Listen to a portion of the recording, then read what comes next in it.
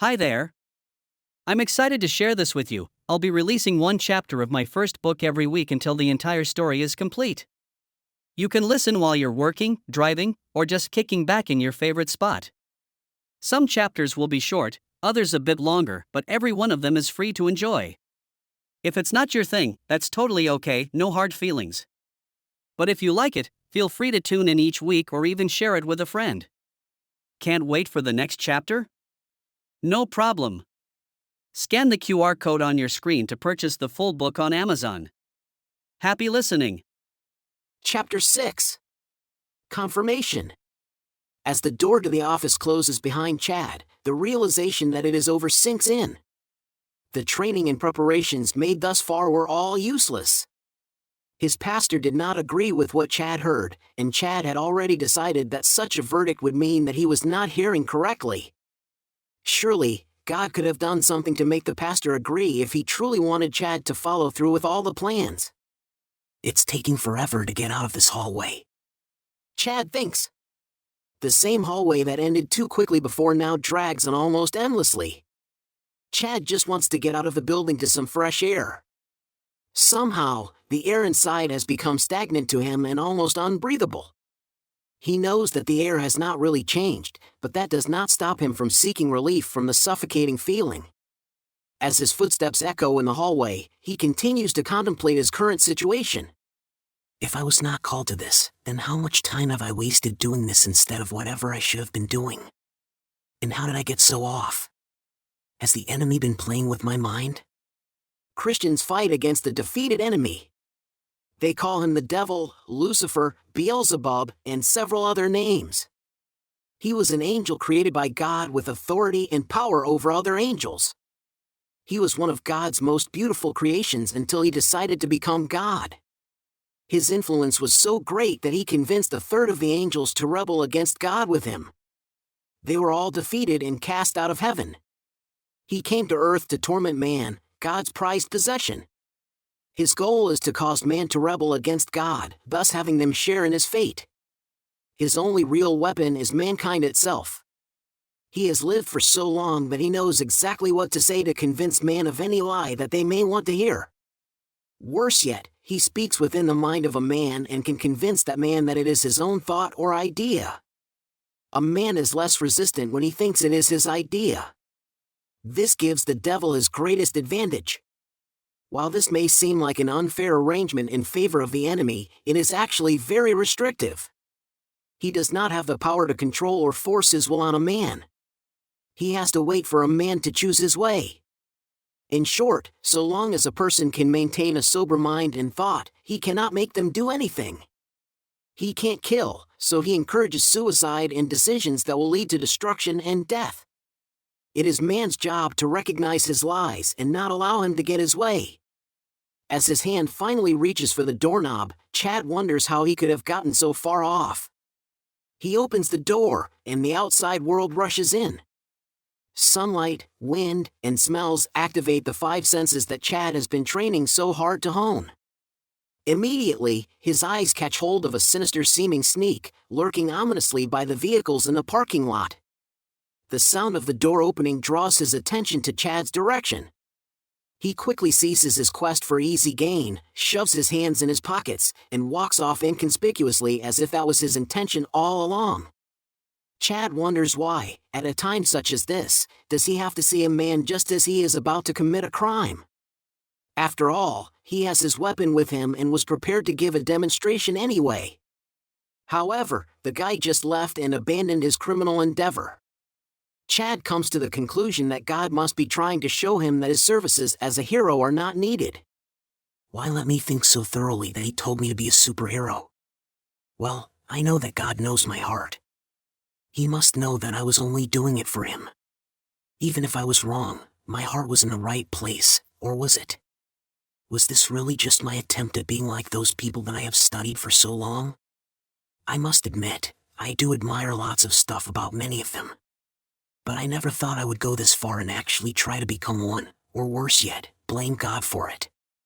Could I really be that off? Rio! A siren's approaching blare chews through his thought like a chainsaw through a tree.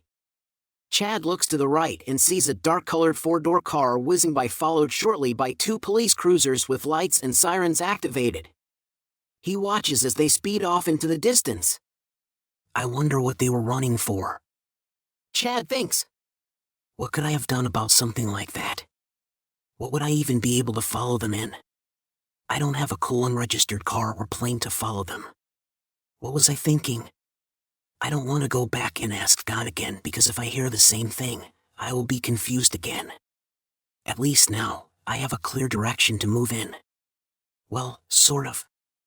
I don't know where I should be right now, but at least I know what not to be doing. The siren song fades into the distance as Chad makes his way to his car. Unaware of his own vigilance, Chad surveys the area before placing his key in the keyhole. He gets in his car, still plagued by his thoughts. Could this release from obligation be real, or is he still required to try and perform? Chad decides to drive by Frugal Fitness, more specifically, the alleyway that started all his current troubles. Perhaps he can find understanding or comfort or some sort of conclusion to this matter there.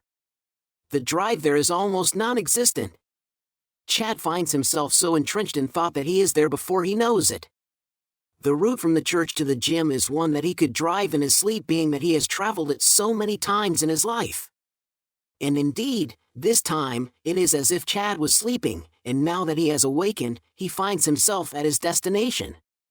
Chad has no intention of walking down that alleyway. He only wants to slow roll past it and see what is going on. He lets up on the gas, causing the engine to slow its output. The car continuously slows to a crawl. Chad checks the area in front of him to ensure that he is not about to hit anything or one in the immediate future. He then turns his head and looks toward the alley while he sluggishly passes by. His eyes immediately catch hold of a young man in the alley standing facing the wall. Chad is unsure of what the guy is doing, but it is obvious that he is trying to hide it. Why is he just standing alone in front of that wall? He keeps looking down. What's up with that? Chad thinks. The young man is facing the wall, but he slightly has his back facing Chad.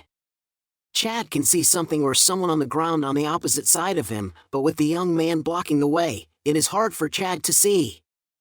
I have made my decision. God was not calling me to be a superhero. What business of mine is it if it is a person on the ground?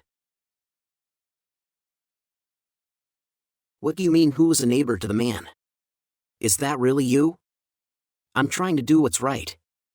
Chad mumbles out of nowhere. Chad thinks through the story of the Good Samaritan. He remembers it well. It is a parable told by Jesus in the book of Luke. With this parable, Jesus was illustrating to an expert in the law what it looks like to be a neighbor to someone. The New International Version tells it this way. In reply, Jesus said, "A man was going down from Jerusalem to Jericho when he was attacked by robbers. They stripped him of his clothes, beat him, and went away, leaving him half dead.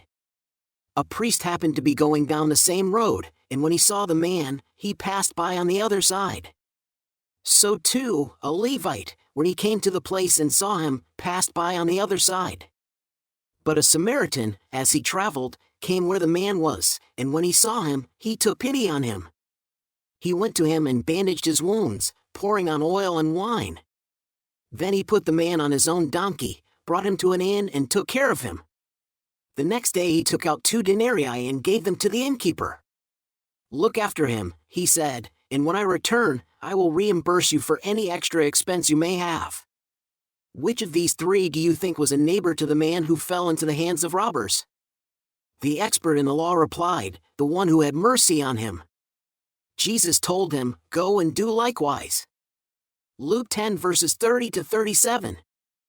Thinking about this parable and Jesus' proclamation that others should go and do likewise weighs heavily on Chad's heart. Chad is torn, but even with his slow driving, he finds himself passing up the alley well before he can come to a decision. In fact, he finds himself at the stoplight still being pulled in both directions. I'm not doing it. I'm not gonna get involved again. But what if it is my wife or a friend in that alley? I will feel really bad when I get the news. That's true. Even if it is not my family or friends, it is somebody's. The light is green. What am I going to do? Okay, I'm going back. Chad turns the wheel, causing his tires to turn likewise, steering his car in a half circle across 2 lanes of yellow and white stripes that adorn the concrete street. Like it or not, he is now facing the direction of the very alley in which he was assaulted for interfering in the affairs of others, with the intention of interfering again. Chad's mind races. What am I doing? What am I doing? What am I doing? But I must. This is not being a hero, it's just being a decent human being and looking out for others. Besides, this time I won't get out of the car. I will just let him know that someone is watching. Chad drives anxiously up to the alley entrance and stops. The alley itself is only big enough to fit the car. If he were to drive in, he would have to be careful not to scrape the sides of his car. Certainly, he cannot open his doors if he enters the alley. Chad flashes his lights and blows the horn. The young man makes a quick glance toward Chad and grabs the object at his feet and runs down the other end of the alley. His feet beat the ground like an up-tempo drum solo while the object dangles in his right hand. It is clear to Chad that the object is a black bag. This brings Chad some relief and sparks his curiosity. Chad is relieved because 1, the perpetrator has fled, and 2, no one is hurt or dead in the alleyway. But why did the suspicious male run? What was he doing over there? His curiosity gets the best of him, and Chad leaves the car. Carefully, he removes his keys from the ignition and depresses the door lock. All locks in the vehicle click at the same time. Chad looks down the alley. It seems shorter than he remembers it being when he had to wait for the police to get to him from the other end while he was being assaulted. It is less ominous and more of a regular old alleyway. There are glass bottles, whole and broken, paper, shredded matted mangy-looking clothes, the smell of urine, a garbage bag or 2, and all the other normal accessories to an alley. It's just an alley. And I can do all things through Christ Jesus who strengthens me. Chad mumbles as he makes his way to where he first saw the unknown vagrant. Chad steps lively, almost running even. He wants to see what was going on, but he also wants to get back to his car, for his own safety and so that no one attempts to steal or ticket his car. Beyond the urine, a familiar and strong smell invades Chad's nostrils. It takes only a moment for Chad to recognize that smell and causes him to focus not on the ground but on the wall itself. And there it is. The reason the crook ran was clear. There, in an ornate and beautiful fashion, is written the letters TRBG. Each letter pops with vivid green and yellow filling and bold black outlining. The G is not yet fully colored, probably a result of Chad's interloping. It is beautiful, but Chad does not waste time taking it in. He hurries back to the safety of his vehicle, all the while thinking about the fact that this is just another situation that did not require his help. There was no one there that even needed saving. True, the markings were likely a reference to some gang or tagging group, but at least no one was hurt. Chad gets in his car and drives home. God must really want me to see that he does not need me to protect the people. I was so sure though. With the way my training was going and what I was hearing, I just knew it was his will. But now, I don't think it was coincidence that I'm seeing all these sights. God is showing me that even the stuff I do see will work itself out. Look at that shady-looking man in a trench coat going into that convenience store. I see him as shady, but I bet he is just getting milk for his baby or medicine for his ill wife. How did I get here? I bet it's my arrogance. Pride comes before a fall. I see, God. I understand that you are showing me that I don't make that big of a difference. Yes, I do. I understand. Why would you say I don't understand it? I know that your ways are higher than my ways, and your thoughts are higher than my thoughts, but this is crystal clear, Lord.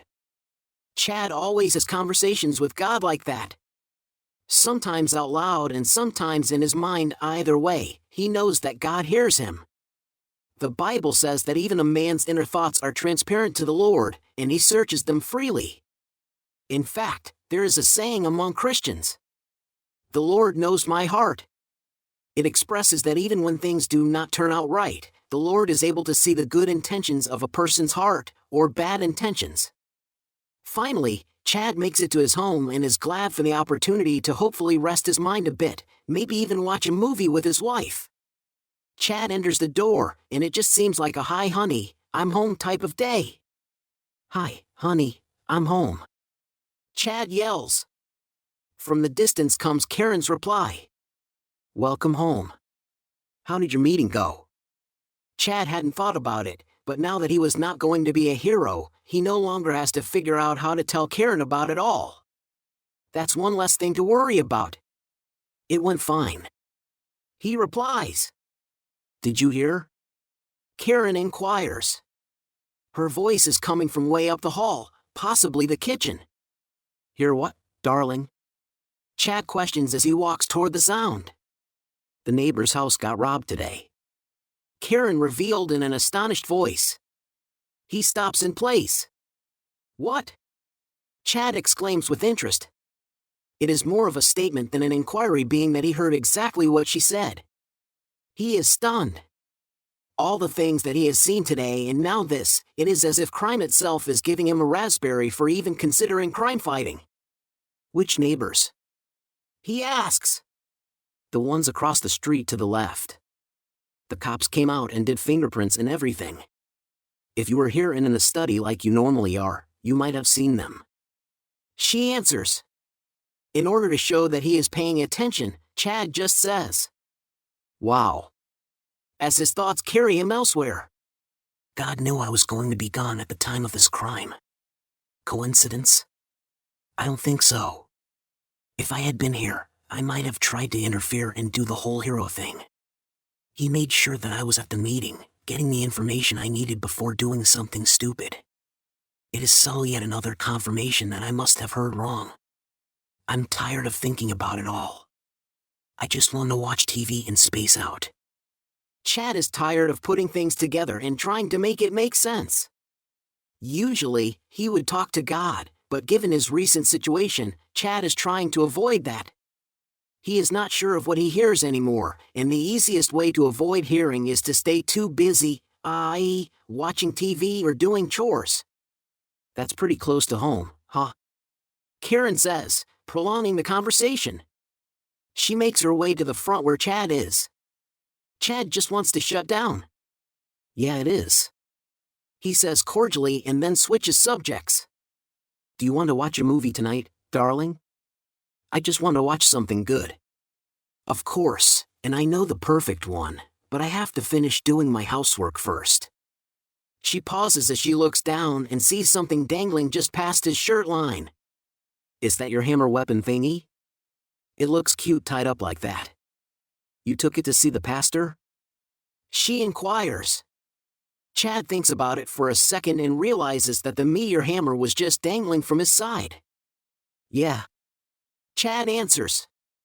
"I took it to show him something, but I did not even get around to it." Karen's questions are light and carry no weight with her, so the answer that he gives her is satisfactory. Chad, on the other hand, stands, hoping that she is not onto him or digging for a reason. His fears are proven false by her response. "Okay," she says as she happily goes back toward the kitchen to finish what she was doing. Chad decides to sit down and just watch a little TV to stall for time. He walks down the hall, but instead of going to the right like Karen, he stays the course all the way to the family room. The brown leather theater seat couches look so inviting to Chad. They are almost like symbols for relaxation in his mind. He sits in his favorite corner reclining seat and turns on the TV. He can hear dishes clinking in the kitchen just behind his head. This must have been one of the chores that Karen was speaking about. The TV comes on, and Chad sees that the news is on. It's not exactly what he wants to watch to unwind, so he activates the guide function. The channel does not change, but a menu with a listing of television programs comes up for him to choose from. Chad can hear the news in the background even though he tries to block it out. For those of you just signing onto the telecast, the cops have taken him into custody now, but not without tragedy. A little while ago, a male dressed in a trench coat walked into this convenience store hiding a firearm. He then used that firearm to rob the business. While he was in the middle of the robbery, an armed peace officer just happened to pull up for a drink of coffee. The suspect, thinking that the cop was there for him, then grabbed a little girl as a hostage and met him at the front door. As the cop stepped back to draw down on the suspect shot him twice in the chest, and we still have no word as to his condition as yet.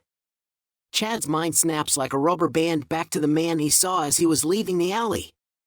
He quickly presses the exit button so he can see the location for himself. As the menu disappears, it is exactly as he feared. The scene displayed before him is familiar to say the least. That's the exact same store, but surely it wasn't the guy I saw. Chad reasons. And now we take you live to where the police are loading up the suspect to take him to jail. The newscast continues. The picture shows a shady-looking male in a trench coat being pushed into the back of a police car. More specifically, it is the very same shady man in a trench coat that Chad had seen earlier. Before Chad can contemplate what he is seeing, his inner dialogue with God starts. But I just want to sit and watch TV. Do I have to go now? Okay. I'm getting up. Chad gets up and walks toward the back door. His motion grabs Karen's attention as she works. You going to the dojo, darling? She asks. Yeah. I'm getting the call. I really don't feel like it, but I'll be back. He answers. Okay. She says. Karen is a bit confused because she knows that the call means that Chad is going to talk to God, but this time he said he did not feel like it. This is not the response she is used to.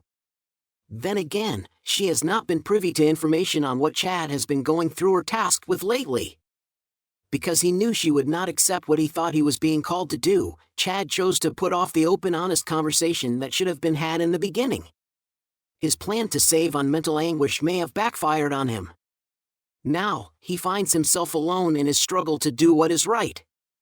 Karen is a little concerned, but she also realizes that there are times in every real Christian's life where frustration can cause a person to seek relief by separation. It's reminiscent of out of sight, out of mind. Separate from the commander, and not only can previous commands be ignored, but no other commands can be received. Chad would like nothing more than to be in this state of mind, but even that desire is not enough to make him ignore the obvious call of God's voice. Chad questions himself whether or not this is indeed the voice of God, but something in him knows the truth. Chad makes his way to the dojo and reluctantly sits in the presence of God. He begins to think about how good God has been to him, and the tantrum he is throwing becomes less appealing. He finds himself saying thank you softly as he thinks about it. The words are almost unintelligible as they make their way out of his mouth. Before he can realize it, he is in full-fledged praise mode, thanking God and clapping his hands with gratefulness written all over him. In that moment, he is able to forget all his troubles, or at least they seem less significant than they had been before. No problem has been solved, nor has any question been answered, yet praising God is able to elevate his spirit. He praises and praises until he has no more to offer. At that point, he just lies there silently before God, in awe of his nature. This is the time where God chooses to speak to Chad. Yes, Lord, your servant is listening. Well, it's because you allowed me to waste so much energy chasing after something that was not meant to be. Even worse, you allowed me to think that it was you telling me to do it. No, I was sure that it was you. I thought that we were closer than that. And now I am worried that I have done other things thinking it was you when it really wasn't. What do you mean? You have made it abundantly clear that I am not needed in that fashion. Well, first you made the pastor not agree with me, then you showed me the guy who I thought was going to break into a car, but he just walked off, and then the police chase that I could not help with even if I wanted to, then there was the guy in the alley, the shady guy who took that girl hostage, and even this robbery that happened so close to my home. I'm sure you let me be gone to spare my life. Well, how else should I see all these things except for the way that they happened? Chad pauses for a while, listening. What he hears amazes him. He stands in awe of the graceful and elaborate explanation that is rendered unto him. Wow. How could I have missed that? Lord, I am not trying to upset you, but I have to ask, are you truly telling me that all those things were shown to me to encourage me to press forward? Yeah, that's true. Every time I was able to take notice of the criminal activity and got involved, the crime was either averted or avoided altogether, and the times when I did nothing, bad stuff did happen. I never would have put that together like that. Your ways truly are greater than mine, and your thoughts greater than my thoughts. Chad's heart is warmed by the fact that God would do so much to show him that he is chosen, and even more so he is glad to be relieved of the thoughts that he had heard God wrong and followed his own selfish ambitions. Chad stands up in recognition of God's great comfort coming upon him. He is happy. He thrusts forward his left arm and raises the right above his head. Both arms are loose yet stiff. His legs separate, with the right one being the rear leg. His left is straight out, but the right is bent, and the majority of his weight is on it. This is one of Chad's common fighting stances. The arms guard both top and front, while the leg stance pulls all his vital parts to the rear. An enemy would need to reach in to hit anything important, but this would leave his enemy open to any of Chad's attack combinations. His stance is solid, but even Chad does not know why he went into stance to express his joy, but perhaps it is a symbol that he is ready to fight, ready to push on past the doubt and confusion. Chad knows he is hearing from God and the message is good, but somewhere inside, he is scared to believe it because of past experience. The ups and downs are just too much on him, so Chad decides to keep himself in a defensive mode.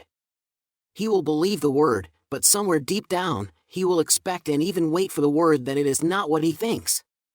That way, if somehow he finds out that he is not supposed to take the role of a superhero, he will be able to say, "I knew it," and move on with less disappointment. Somehow, humans feel it is better to be able to say, "I told you so," or "I knew it," even though it does not change the situation. The problem with that is that the heart cannot connect to what's going on. In fact, the reason for doing such a thing is to ensure that the heart does not connect so that it will not be able to get hurt if something goes wrong. It is equivalent to never dating or marrying in order to avoid a breakup or divorce. Regardless of his trust issues, God's word has prompted Chad to pick up and move on. Chad still wishes that his pastor would have agreed with the word, but he knows that he has to go on even if it is alone. Oh. Chad thinks, what am I going to tell Karen?